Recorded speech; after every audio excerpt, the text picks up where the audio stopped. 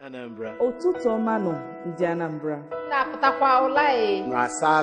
It's Good Morning Anambra, our breakfast TV show on ABS TV, channel 24. My name is Iberi Ugunna. To light up your morning with I am Nonye Nwokoye. Theophilus Oko. Chidimma Oranwa. Ijama Uche. Every morning, weekdays, 7 a.m. to 10 a.m. From newspaper reviews To interactive segments with viewer participation. news from our studio. Sports. The entertainment. Join us. Tune in weekdays 7 a.m. Good Morning Anambra, your breakfast TV show, every weekday from 7 a.m. to 10 a.m.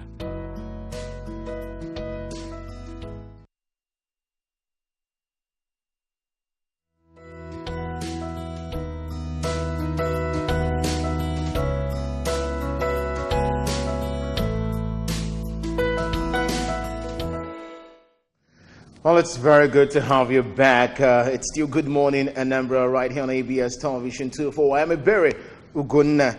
Well, most people think that religious tolerance is a good thing. We should live and let's live. If a group wants to believe in something, even if it's weird, they should be allowed to do so. But the big question is, what if one's belief is that every other belief is wrong and that they would be severely judged if they continue to believe in the wrong thing, while a whole lot of people go the extra mile to make people start believing what they believe in? Well, on this note, we're actually introducing the topic this morning, religious tolerance, the way forward. And well, to discuss this morning, I have in the house Monsignor Jerome Madueke, the Catholic Diocese of Orca. Good morning and welcome. Good morning. All right, and I also have Reverend Joseph Waka, Anglican priest. Good to have you around. Good morning. All right, we'll be talking about religious tolerance, the way forward. Well, at least for the ones some few people know, we're talking about the Christianity, the Muslim. We also got some other religions, as the Buddhist, the Hinduism, the Jew. We're going to talk a lot about all that today, and that's why we have in the house this great personality who's going to be doing justice to that. Now, we're talking about religious tolerance. Let me start with you, Monsignor. What do we mean when we say religious tolerance? Yes, religion has to do with belief in God. And if religion has to do with belief in God, God is the person who is tolerant. God is most tolerant in creating us and in letting his son and his reign benefit everyone, both the good and bad. If God can accommodate us as one family of God, then we must learn to coexist. Whatever belief we have in God must definitely not lead to violence and conflict. All right, Reverend Joseph, do you agree with him or you have a contrary view to Yes, I agree with him, but let's go back to the root word of the religion as a word. Religion, although religious scholars have not come to a universally acceptable definition, but the root word for religion comes from the Latinate terminology, Latinate root word, religare, meaning to reconnect or to rebind. And so actually, you find out that religion denotes peace and reconciliation, and so which borders on tolerance, tolerating others around you, reconnecting back to your creator and back to your fellow mankind. Okay, that's yours. Okay, now let me come back to you, Monsignor. Does this the normal word? We've heard songs where people say, "Live, let's live." Biri Kambiri. Now, do you believe the "live, let's live"? Do you feel it extends to people who don't accept the belief, who don't accept the ideology of "live and let's live"? Do you believe that the "live and let's live"? People who don't believe in it, what do you have to say about people like that? Yes, people who don't believe in live and let live. There are several dimensions to this. If you are talking of religious intolerance, then it will be treated as such. But you can get people who are just different. They want to vent violence on the society. This is where we call on government so that it's not just an issue that will be left to religion. There is also the social aspect of it, because if we are to coexist in a pluralistic society, for instance, Nigeria is a multi-religious, multi-ethnic, so definitely the government must definitely make it possible by way of having laws, as well as also punishment for anybody who infringes on the rights of another.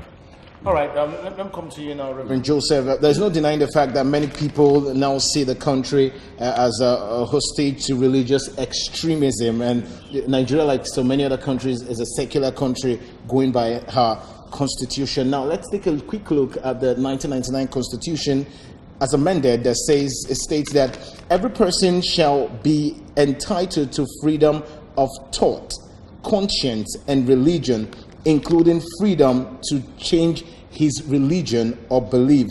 And the section 10 of that same constitution states that the government of the federation or state shall not adopt any religion as a state religion. Now the big question is, how do we defend the freedom of faith at all costs, even when those in authority are not convenient with it?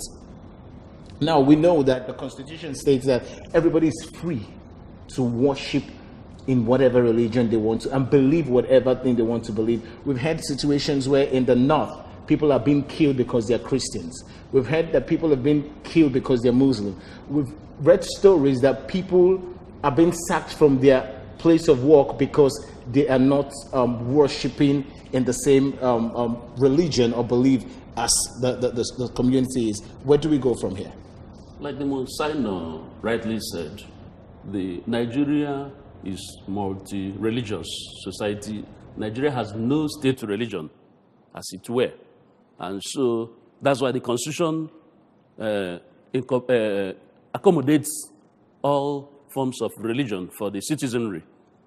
But having said that, in the practice of one's religion, one will ensure that the religion he practices will not infringe on the rights of other citizens practicing other faiths or other religions. Let's look at Nigeria. I know. Would you say Nigeria as a country is practicing religious tolerance? Because I could cite examples of what's happening in the north. We heard about a woman of 75 years old, Bridget Abahime, who was actually killed in the north in Kano State because she was a Christian. Would you say Nigeria is observing religious tolerance? It's unfortunate that religion has been politicized, manipulated, even militarized because of ignorance. Because definitely it's about selfishness. It's about instinct of self-survival. People don't bring in religion because they love God. People bring in religion because resources are scarce. And it is a question of to grab the resources that are scarce that lead people to try to politicize our nation. Either you bring ethnic divide, or you bring gender divide, or you bring political party divide, or you bring religious divide. So let's be clear about this, that religion is therefore profaned, because definitely God does not really command anybody to kill another. Every religion has this golden rule that you do unto another what you want done to you. And therefore, to practice the best tenet of one's religion, leads one to be tolerant, leads one to be humane, whether Muslim or Christian or even African traditional religions. You have people who have lived the true tenets of their religion, and they can come together and they are most humane. The problem is about ignorance. Most people are ignorant of the tenets and practices of their religion. And that is why they are easily either mobilized for some violence by politicians or by all these power-mongering people in All our right, society. we'll come back to that because we really want to know more about when you talk about the ignorance. Well, just to let you know that this is quite interactive. The numbers are on your screen. You can call us and, of course, join in the conversation this morning. We're talking about religious tolerance, the way forward. Now, how well do you think Nigeria as a country is going in the aspect of religious? Are we tolerant enough? Do we love ourselves? How well have we fared? We want to hear you tell us what you feel and if you've had any experience regarding that. The numbers are on your screen. Call us. Now, let me come to you, Reverend Joseph. When you look at generally what's happening in Nigeria, most people believe that Nigeria is a country that doesn't tolerate in terms of religious. Do you agree with such philosophy too? Absolutely.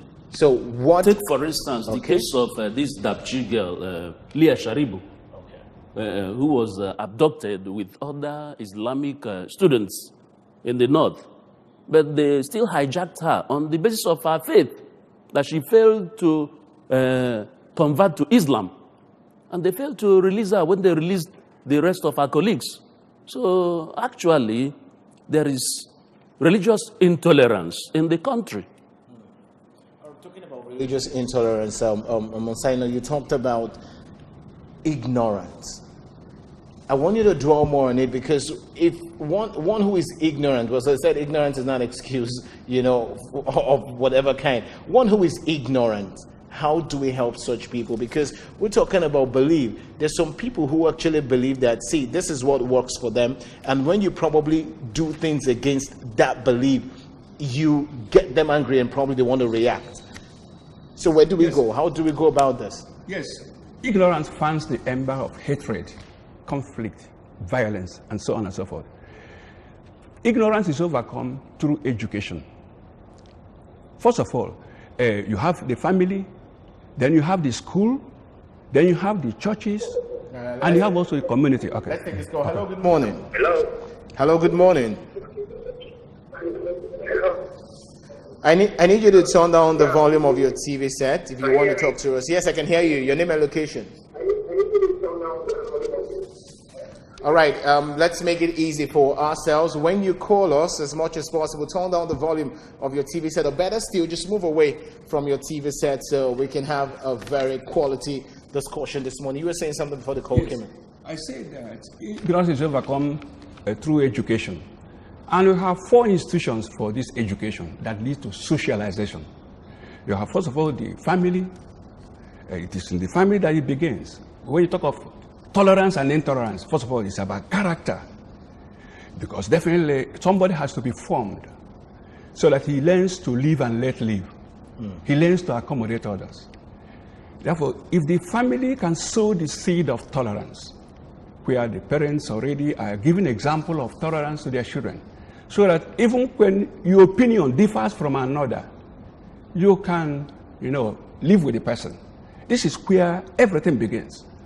Because if the family does not do its part, when you come to the school, that this syndrome will begin. And then when you come to churches, religion is a very dangerous thing. It's dangerous because if it's about opinion, the opinion is not verified here on earth. The opinion will verify hereafter. So whatever Christians claim, whatever Muslims claim, and the African traditional religion is, this will be verified hereafter.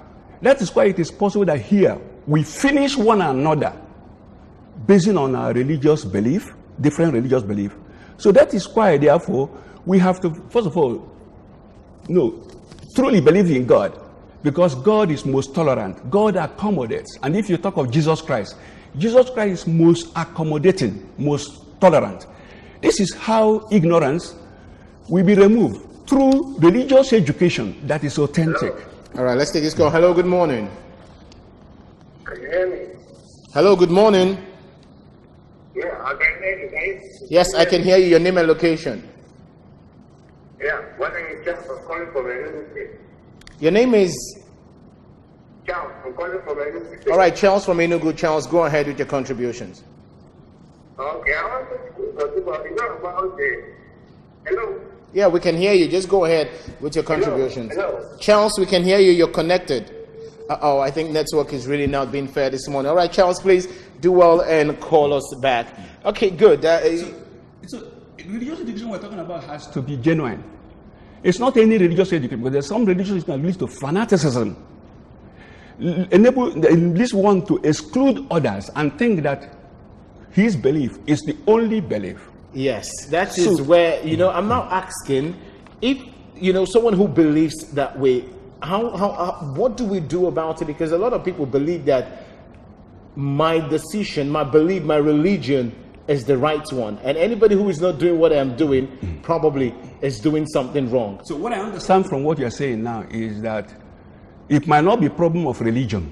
It might be a problem of the individual who uses religion for what religion is not. That brings me to my next question. What is even religion? Let's go there. What's religion, Reverend Joseph? Like I said earlier, that the root word for religion is from Latinate terminology, religare, meaning to reconnect, to rebind to your maker and to your fellow human beings. What's now the difference between a religious person and a fanatically religious person? One who is fanatical about religion. What's the difference? Man is supposed to be a religious being. Okay. But being a religious being is different from religious fanaticism. When you become a fanatic, you take it to an extreme that will now border on intolerance. When you are a fanatic, you will not be able to tolerate and accommodate religious beliefs of others. All right, let's take this call. Hello, good morning. Yeah, good morning. Good morning. Daniel, I'm calling from Enugu. Daniel from Enugu. All right, Daniel, go ahead with your contributions.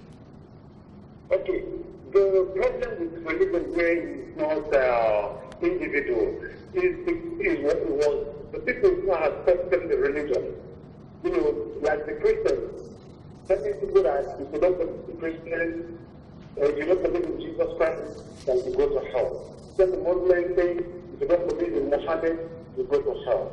You understand? It would have been better that these people were being educated or were being told that worship where you worship, but do the right thing and go in, read the Bible, whatever you read, and do the right thing. I think this will be better.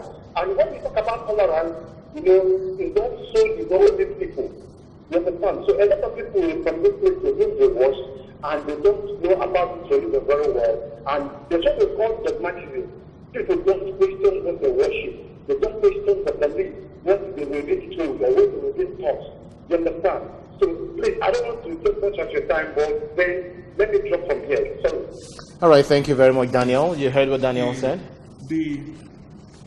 A fanatic is somebody who holds to religious belief but refuses to use reason, to reflect, to internalize, and to integrate what he believes with life. A fanatic holds to belief and holds to it tenaciously in such a way that he refuses to admit reason. When somebody begins to, allow education, that's how education will then bring reason to faith. So that we're able, therefore, to reflect on faith and see that faith is no faith unless, as he said, it links you with God and humanity. And that this thing, therefore, leads you even to begin to discuss with other believers of the same faith.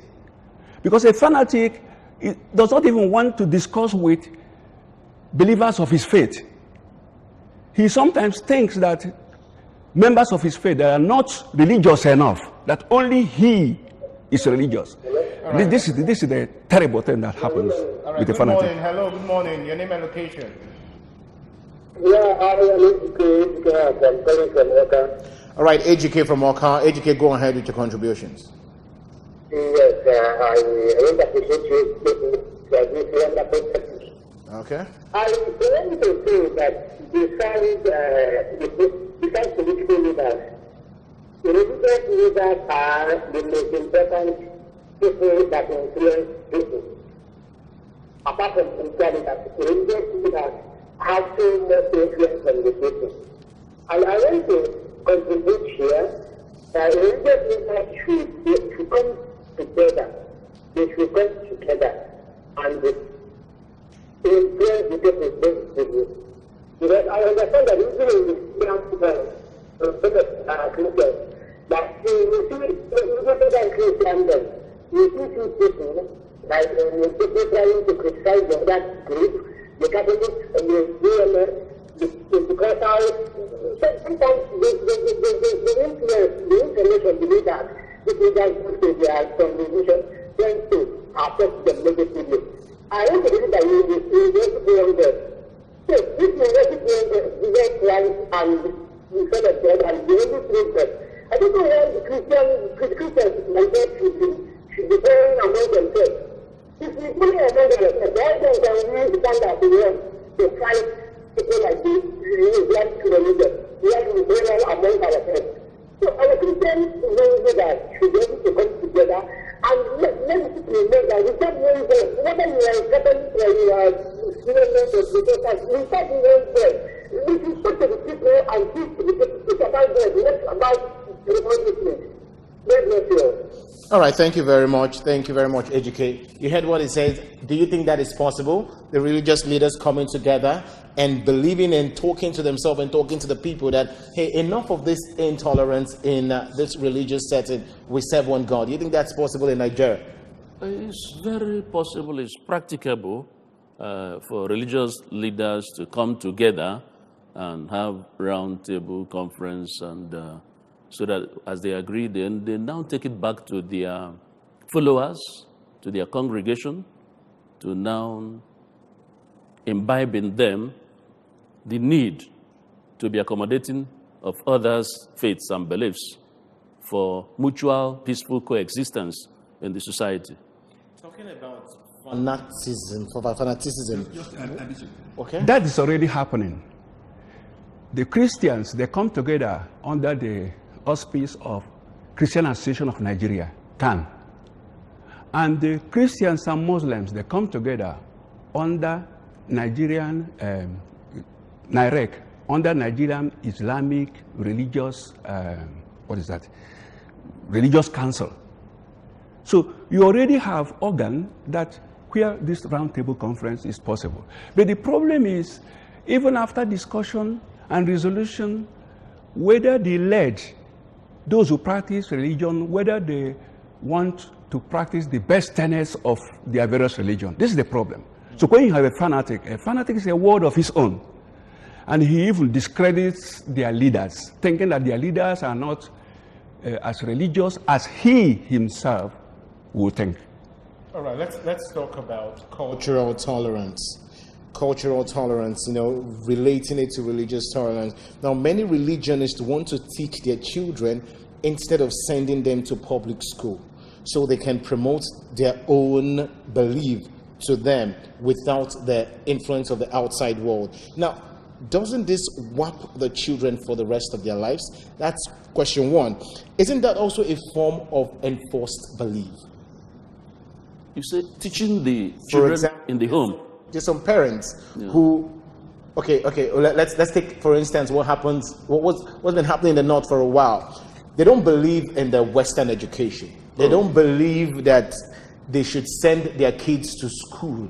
They feel, we have the way we want to teach you people, and we will not allow the outside world influences it. Now, don't you think this affects the children, leading them to extreme intolerance in religious activities? In fact, that's the crux of the matter. The idea, because knowledge is power, and when one is well informed and well educated, have a balanced education, then the person will be accommodating enough and will be able not to recognize the need to coexist alongside others peacefully and mutually. So I think that's where the problem actually lies. When you have a kind of a Marjorie school, or a kind of, when you say we don't want Western civilization, Western education, and their culture that is infringing on our religious beliefs, it becomes, that is the major challenge we have in Nigeria as a country today. All right, we'll be going for a short break. When we return, of course, we know a lot of people who believe that when they kill a certain set of people, that they have 10 virgins in heaven. Well, we'll be coming to the way forward, how we can actually get out of all this issues and saga. But today we know that most of the world's major conflicts are as a result of religious intolerance, and this has actually festered into uncontrollable spiral of violence. Now, we know about a particular kind of belief and religion that believes that they have to kill people who are not practicing their religion, and when they do so, they will go to heaven. They have virgins, tens of virgins. They have a beautiful life in heaven. I'll take, for instance, the Nigerian guy who was based in London. We're talking about Abdul Muttalib. It was 20 years when he actually perpetrated an act that almost, got a whole lot of people killed in a plane, that he was actually sentenced to over 20 years in prison. What would you say about such religion?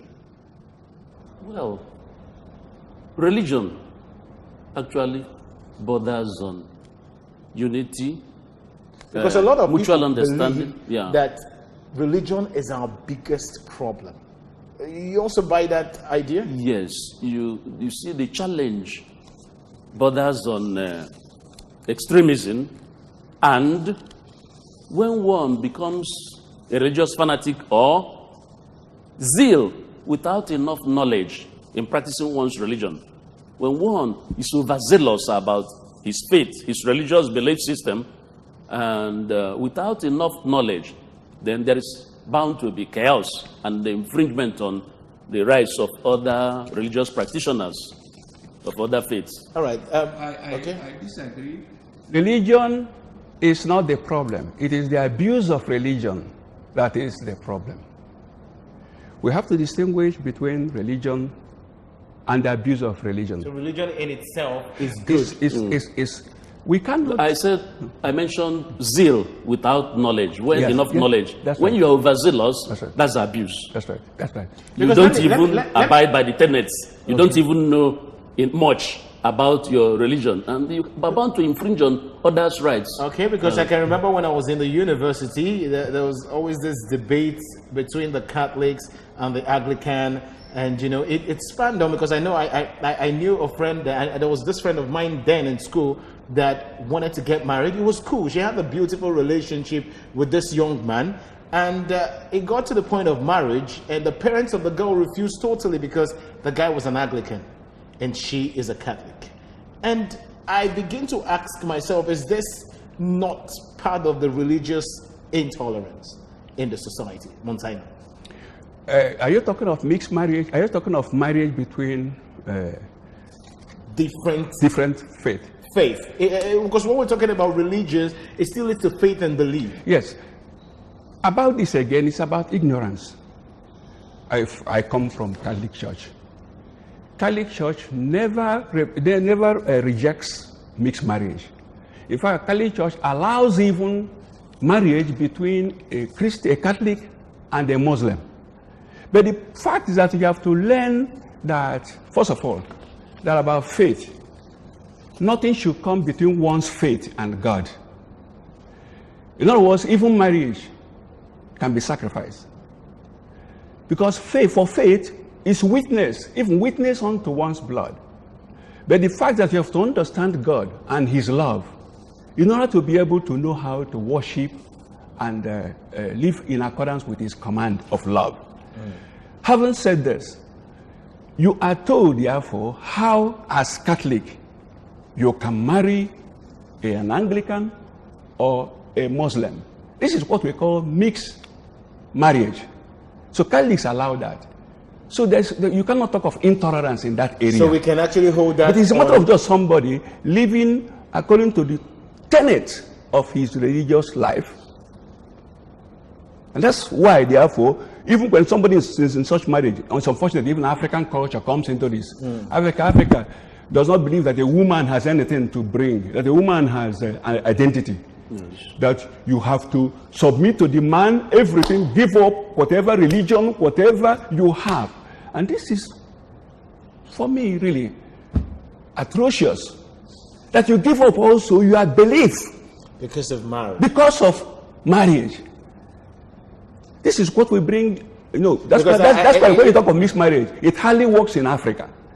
Because in African setup, a woman gives up everything she has and a lot of people go to the extreme because they want the marriage to work. I've seen cases where, yes, you talked about the Catholic people, allowing the mixed marriage thing, but maybe, I don't know if they're really, really practicing this, because I know situations where you talked about giving up everything, and the lady can go as far as, okay, fine, you know what, it is you I'm going to get married to. I'm an Anglican, you're a Catholic, no problem, I'll come to your church, I'll do everything in your church. Probably after marriage, she goes back to her belief. What would you have to say about that? That's according to that, that's how sincere he is with his God. It's not an issue any human being can come into. Because it's about individual. And everybody has freedom of conscience, freedom of expression. Therefore, if he decides to be... Freedom of worship. If he decides to betray his faith, or decide to betray even his promise, that's up to him. All right, quickly, let me come to you now, Reverend Joseph. Let's talk about religious tolerance and the challenge of democratic governance. How has this affected democracy, religious tolerance? And how has also religious intolerance affected democracy? Well, actually, they say paradoxically that people who are happy are more tolerant, and unhappy people are less tolerant. That is to say that tolerant people are more happy, and happy people are more tolerant. It also affects the government of the day. It affects even political parties, where members of political parties bring their religious beliefs to bear. And when also they come to governance, it's still the same individual that comes to governance and will now bring the belief system to bear in the government. And if the person has been intolerant, when he comes to government, obviously we use the tool of government to execute the intolerance. All right. What's the way forward? I'll quickly cite what happened recently. We know Nigeria actually played against South Africa. That was actually the last game that was going to ensure they qualify for AFCON 2018. Now, what I'm actually citing that a Nigerian player, Ahmed Musa, he is a Muslim. He, was very active in that match. The match ended, Nigeria qualified, and of course, they started singing praises and worshiping God. Now, the Christians, in quote. And Ahmed Musa joined them singing praises and worshiping God. And there was this fan of his came to his Twitter handle and tweeted that, young man, remember you're a Muslim. Why are you singing? No, why are you singing and worshiping with them? And Musa replied him that, hey, don't preach religion to me. Take it away, far away from me. Now, on that note, what's the way forward as regards to religious tolerance? Mansai. First of all, let me say what should not be the way forward. What should not be the way forward is to banish religion from public sphere, which some people have tried. You have communists, you have also some atheistic government. They banish religion from public sphere. Because once you do that, you ruin humanity. Because human beings are religious. Religious by nature. By nature. Yeah. So it cannot be a solution, therefore, to banish religion from public and make it just a private sphere of the individual. I know there is some people who say that they are spiritual but not religious. And by that, they want to believe in humanity. They don't believe in God. All right, good. So it cannot be a solution, this. But then the solution would therefore lie along the line of good religious education. First of all, to enable people to appreciate their faith, to know God and His command, and to resolve to live to the best tenets of the religion. I know that this education will also do. It's not just about your own faith alone. Okay. We have also to have basic knowledge of other people's faith in order to be able to respect and live with them. All right, thank you very much. In 1 minute or 50 seconds, what's the way forward? Going back to sports, sports is the thing that always unifies all. like you pointed out. Now, we have to eschew all forms of religious bigotry and intolerance. Action, they say, speaks louder than voice. Therefore, practical love promotes religious tolerance. Practical love. True agape will always cut across religious divides. All right, you've heard it from the big man in the studios who's helped us on today's topic, religious tolerance. Well, whatever religion you're practicing, being Muslim, Christian, Buddhist, Hinduism, whatever it is, remember, we are humans. We should learn to love ourselves regardless of whatever we are believing in, whatever we're worshiping in. Well, this is a much we can take here talking about religious tolerance. And I want to say a very big thank you to Monsignor Jerome Madueke of the Catholic Diocese of Oka. Many thanks for joining us. Thank you. And of course, Reverend Joseph Wanka, an Anglican priest. Many thanks for joining us. Thank you. And of course, the calls are still coming in. Well, we can't take them. We're really very sorry about that. Well, don't go anywhere. Good morning, Anambra continues.